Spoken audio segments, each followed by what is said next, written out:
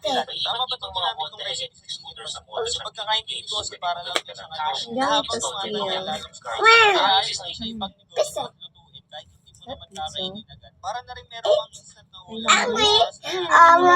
Solid yan, promise. Gagawin na natin. Kuha lang tayo ng dalawang malaki and all natural na chicken breast. Pakuluin natin yan kasama ng leeks, pamintang buo, laurel, asin. At hindi nasama sa video, konting luya. Tanggalin natin yung impurity sa stock tapos after 20 minutes, hangawin na natin yung manok. At para makatipid sa oras, hindi nyo na kailangan palamigin yan. Himayin nyo na lang gamit ang dalawang tinidor. Sa pan, maglagay tayo ng maraming mantika, then mag-isa na tayo ng sibuyas at bawang. Medyo marami talaga yung mantika kasi hihigupin lang yun ng chicken mamaya. Tapos nag-isa na natin mabuti, lagay na natin yung marinade natin.